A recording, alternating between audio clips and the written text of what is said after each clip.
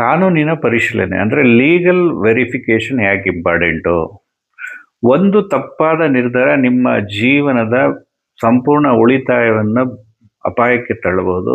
ಆದ್ದರಿಂದ ಆಸ್ತಿ ಖರೀದಿಸುವ ಮೊದಲು ಲೀಗಲ್ ವೆರಿಫಿಕೇಶನ್ ಮಾಡೋದು ತುಂಬ ಅಗತ್ಯ. ಈ ಲೀಗಲ್ ವೆರಿಫಿಕೇಶನ್ ಅಂದ್ರೆ ಏನು? ಆಸ್ತಿಯ ಎಲ್ಲ ದಾಖಲೆಗಳನ್ನು ಕಾನೂನುಬದ್ಧವಾಗಿದೆಯಾ ಅಂತ ಪರಿಶೀಲನೆ ಮಾಡುವ ಪ್ರಕ್ರಿಯೆಯನ್ನ ಲೀಗಲ್ ವೆರಿಫಿಕೇಶನ್ ಅಂತಾರೆ. ಹಾಗಾದ್ರೆ ಏನೇನು ಪರಿಶೀಲಿಸಬೇಕು?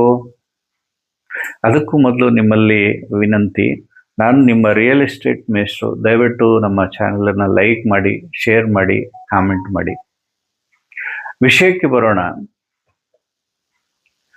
ಮೊದಲನೇದು, ಈ ಸೇಲ್ ಡೀಡು ಸರಿಯಾಗಿದೆಯಾ, ಅವ್ರ ಹೆಸರಲ್ಲೇ ಇದೆಯಾ ಚೆಕ್ ಮಾಡ್ಕೊಳ್ಳಿ. ಎರಡನೇದು, ಎನ್ಕಂಬ್ರೆನ್ಸ್ ಸರ್ಟಿಫಿಕೇಟು ಅಂದರೆ EC ಕ್ಲಿಯರ್ ಇದೆಯಾ. ಮೂರನೇದು, ಖಾತಾ ಮತ್ತು ಮ್ಯೂಟೇಷನ್ ಸರಿಯಾಗಿದೆಯಾ. ನಾಲ್ಕನೇದು, ಜಮೀನಿನ ಮಾಲೀಕತ್ವದಲ್ಲಿ ಯಾವುದೇ ವಿವಾದಗಳು ಇದೆಯಾ ಇಲ್ವಾ ಅದನ್ನು ಚೆಕ್ ಮಾಡ್ಕೊಳ್ಳಿ. ಐದನೇದು, layout approval, bank loan eligibility ಇದೆಯಾ ಅನ್ನೋದನ್ನು ಚೆಕ್ ಮಾಡಿ. ಗಮನದಲ್ಲಿಡಿ, ಕೇವಲ ಬ್ರೋಕರ್ ಅಥವಾ ಸೆಲ್ಲರ್ಸ್ ಮಾತನ್ನು ಮಾತ್ರ ನಂಬೋದಲ್ಲ, ಜೊತೆಗೆ ಅನುಭವ ಹೊಂದಿರುವ ಅಡ್ವೊಕೇಟ್ ಮೂಲಕ ದಾಖಲಾತಿಗಳನ್ನು ಪರಿಶೀಲನೆ ಮಾಡೋದು ವೆರಿ ಇಂಪಾರ್ಟೆಂಟು.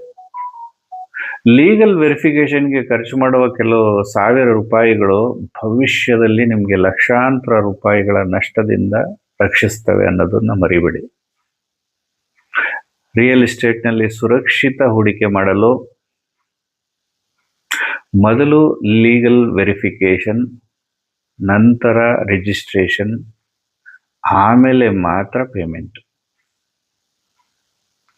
ಇಂತಹ ರಿಯಲ್ ಎಸ್ಟೇಟ್ ಶಿಕ್ಷಣ, ಕಾನೂನಿನ ಅರಿವು ಮತ್ತು ಸುರಕ್ಷಿತ ಹೂಡಿಕೆಯ ಸಲಹೆಗಾಗಿ ನಮ್ಮ ಪುಟವನ್ನು ತಪ್ಪದೆ ಫಾಲೋ ಮಾಡಿ.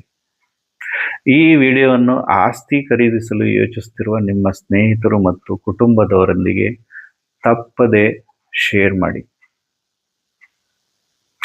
ದಾಖಲೆ ಪರಿಶೀಲನೆ, ಸುರಕ್ಷಿತವಾಗಿ ಹೂಡಿಕೆ ಮಾಡಿ. ಧನ್ಯವಾದಗಳು.